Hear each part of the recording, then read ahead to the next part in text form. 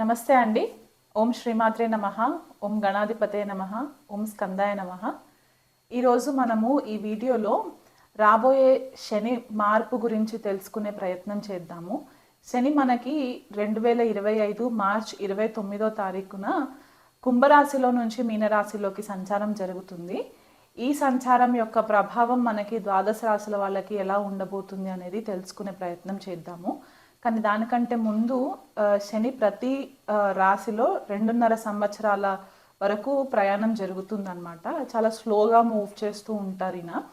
So మనకి March 29వ తారీఖు 2025 నుంచి ఫిబ్రవరి 2028వ తారీఖు వరకు కూడా మనకి శని మీనరాశిలో సంచారం జరిగి తర్వాత మనకి మేషరాశిలోకి సంచారం జరుగుతుంది. ఈ క్రమంలో మధ్యలో 3 సార్లు కూడా శని వక్రిగతిలోకి ట్రాన్సిట్ అయ్యే ఛాన్సెస్ ఉంటాయి అన్నమాట. అంటే రెట్రోగ్రెషన్ మోషన్ అని చెప్తూ ఉంటాం మనము. ఈ రెట్రోగ్రెషన్ మోషన్ మనకి ఈ 2025 నుంచి 2028 ఫిబ్రవరి వరకు మధ్యలో 3 టైమ్స్ జరుగుతుందన్నమాట.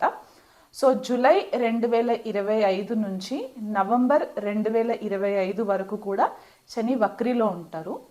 మళ్ళీ జూలై 2026 నుంచి డిసెంబర్ 2026 వరకు కూడా శని వక్రిలో ఉంటారు. తర్వాత జూలై 2027 లేదా ఆగస్ట్ 2027 నుంచి డిసెంబర్ 2027 వరకు కూడా శని వక్రిలో ఉండి తర్వాత స్లోగా మూవ్ అయ్యి మళ్ళీ మీనరాశిలోకి సంచారం జరిగి అక్కడ ఫిబ్రవరి వరకు ఉండి ఫిబ్రవరి 2028 తర్వాత మేషరాశిలోకి సంచారం జరుగుతుంది. సో ఇలాంటి గ్రహస్థితి ఉన్నప్పుడు మనకి కొద్దిపాటిగా చేంజెస్ కనిపిస్తూ ఉంటాయి. అది మన వ్యక్తిగత జన్మ జాతకాలలో అవ్వచ్చు, మన పర్సనల్ లైఫ్స్లో అవ్వచ్చు, అండ్ మనకి గ్లోబల్ లెవెల్లో కూడా కొన్ని చేంజెస్ మనకి కనిపించే పరిస్థితి కనిపిస్తుంది. సో ఈ శని యొక్క మార్పు సామాన్యంగా చాలామంది భయపడుతూ ఉంటారు. శని అనేసరికి ఏదో ఒక భూతం లాగా చూసేయడము, లేకపోతే ఏళ్ళనాటి శని ప్రభావంలోకి రాగానే అంతా ప్రాబ్లమ్సే వచ్చేస్తాయి అని చెప్పి ఒక చిన్నపాటిగా భయం అయితే ఉంటుంది. శని మార్పు వల్ల భయపడాల్సిన పని లేదు. మనం ఒకవేళ ధర్మబద్ధంగా ఉండి కర్మని అనుసరించి మనం గనక మన పనులు చేసుకుంటూ వెళ్ళిపోయినట్లయితే కనుక మనకు అంత ఇబ్బందికరంగా పరిస్థితులు మనకేం కనిపించవు. కాకపోతే ఈ శని యొక్క గోచారం మనకి కొన్ని రాశుల వాళ్ళకి ఏంటంటే ఏళ్ళనాటి శని కంప్లీట్ అయిపోతుంది, కొన్ని రాశుల వాళ్ళకి మొదలయ్యే ఛాన్సెస్ ఉంటాయి అన్నమాట. సో ఎవరికి కంప్లీట్ అయిపోతుంది, ఎవరికి స్టార్ట్ అవుతుంది అనేది తెలుసుకునే ప్రయత్నం చేద్దాము. మకర రాశి వాళ్ళకి ఏళ్ళనాటి శని ప్రభావము ఈ మార్చి 29వ తారీఖు తర్వాత కంప్లీట్ అయిపోతుంది అనమాట. సో వీళ్ళు గత 7.5 సంవత్సరాలు లేదా దాదాపు 8 సంవత్సరాల వరకు ఏదైతే శని ప్రభావంలో ఉండి ఇప్పటివరకు ఇబ్బందులు పడుతూ వచ్చారో అవి కొద్దిగా కట్ అయిపోయే ఛాన్సెస్ కనిపిస్తున్నాయి. అలాగే మనకి అర్ధాష్టమ శనికి వచ్చేసరికి అర్ధాష్టమ శని మనకి వృశ్చిక రాశి వాళ్ళకి కంప్లీట్ అయిపోతుంది. అలాగే అష్టమ శని వచ్చేసి కర్కాటక రాశి వాళ్ళకి కంప్లీట్ అయిపోతుంది. సో ఈ రాశుల వాళ్ళకి ఏళ్ళనాటి శని ప్రభావం కానీ కంటక శని ప్రభావం కానీ ఉండే పరిస్థితి కనిపించట్లేదు. సో వీళ్ళు కొద్దిపాటిగా రిలీఫ్ పొందే ఛాన్సెస్ అయితే కనిపిస్తున్నాయి. అయితే కుంభరాశి వాళ్ళకి ఏళ్ళనాటి శని ప్రభావం లాస్ట్ ఫేజ్లో ఉంటారు. మీనరాశి వాళ్ళకి ఏళ్ళనాటి శని ప్రభావము సెకండ్ ఫేజ్లో ఉంటారు. అండ్ మేషరాశి వాళ్ళకు వచ్చేసరికి ఈ సంవత్సరం 2025 మార్చి నుంచి కూడా ఏళ్ళనాటి శని ప్రభావం స్టార్ట్ అయ్యే ఛాన్సెస్ మనకి కనిపిస్తూ ఉన్నాయి అన్నమాట. అలాగే అష్టమ శని వచ్చేసి సింహరాశి వాళ్ళకి, అర్ధాష్టమ శని వచ్చేసి ధనుసు రాశి వాళ్ళకి ఉండే పరిస్థితి కనిపిస్తుంది. కాబట్టి ఈ రాశుల వాళ్ళు కాస్త ధర్మబద్ధంగా న్యాయబద్ధంగా ఉండి మీరు గురువు రూపేణ ఏదైనా మనుషులని మీరు గనక గురువుగా అనుకున్నట్లయితే కనుక వాళ్ళ సలహాలు పాటిస్తూ మీరు చేసే పనిలో ఎవరిని దూషించకుండా కర్మానుసారంగా మీరు చేసుకున్నట్లయితే కనుక మీకు ఈ ఏళ్ళనాటి శని ప్రభావం కానీ అర్ధాష్టమ శనుల ప్రభావం కానీ కొద్దిగా ఎఫెక్ట్ ఇవ్వకుండా ఉండే పరిస్థితులు మనకి కనిపిస్తున్నాయి. అయితే మీనరాశిలో శని సంచారము చాలామంది ఏమనుకుంటారంటే ఇది ఎవ్రీ 30 yearsకి జరుగుతుందన్నమాట. సో లాస్ట్ మనకి 1960s ఆ టైంలో వచ్చిన ట్రాన్సిట్ శని రాహువులు కలిసి కూడా ఉన్న ట్రాన్సిట్ మనకి కనిపిస్తూ ఉంటుంది. దానికంటే ముందు 30 సంవత్సరాల క్రితము శని మీనరాశిలోకి సంచారం జరిగినప్పుడు ఎలాంటి పరిస్థితులు గోచరించాయి అనేది కూడా మనకి గ్లోబల్ లెవెల్లో కూడా కొన్ని డాక్యుమెంట్స్ అవైలబుల్ ఉన్నాయన్నమాట. సో ఇలా చూసుకున్నట్లయితే మనకి శని రాహు యుతి 2025 మార్చ్ 29 నుంచి మే 2025 18వ తారీఖు వరకు కూడా శని రాహువుల యుతి మనకి మీనరాశిలో కనిపించే పరిస్థితి కనిపిస్తుంది. సో ఈ 51 రోజులు ద్వాదశ రాశులు అందరూ కూడా కాస్త జాగ్రత్తగా ఉన్నట్లయితే కనుక మీకు పెద్దగా ఇబ్బందులు పడే పరిస్థితులు ఉండవు. అంటే కొన్ని రాశుల వాళ్ళకి ఏంటంటే ఆర్థికంగా సడన్గా కొంచెం బ్రేక్స్ రావడము, లేదా కొంతమందికి కెరియర్ విషయంలో కొద్దిగా బ్రేక్స్ రావడము, కొంతమందికి హెల్త్ పరంగా ఇబ్బందులు రావడం అనేది మనకి ఈ 51 డేస్ ట్రాన్సిట్లో మనకి కనిపిస్తుంది. కాబట్టి దానికి తగ్గ పరిహారాలు మీరు చేసుకున్నట్లయితే ఇబ్బందికరంగా ఉండదు. సో ఇక మీదట మనము చూసుకునేది ఏంటంటే ద్వాదశ రాశుల వాళ్ళకి ఎలా ఉండబోతుంది అనేది నేను వివరిస్తాను. కర్కాటక రాశి వాళ్ళకి శని యొక్క సంచారము ఎలా ఉండబోతుందో తెలుసుకుందామండి. కర్కాటక రాశి వాళ్ళకి అష్టమ శని కంప్లీట్ అయిపోయి ఇప్పుడు శని సంచారము భాగ్యస్థానంలోకి సంచారం జరగడం. అంటే ఇక్కడ సప్తమాధిపతి అష్టమాధిపతి శని భాగ్యస్థానంలో సంచారం అంటే భాగ్యోదయం అయినట్టు మనకి లెక్కలోకి వస్తుంది అనమాట. సో ఇది వరకు ఏదైతే మీరు కొద్దిగా అష్ట కష్టాలు పడిన పరిస్థితులు ఈ 2.5 yearsలో ఉండుంటే గనక ఇప్పుడు మీకు చాలా మట్టుకు ఫేవరబుల్ రిజల్ట్స్ ఉండే ఛాన్సెస్ ఈ శని సంచారం వల్ల కనిపిస్తూ ఉంది.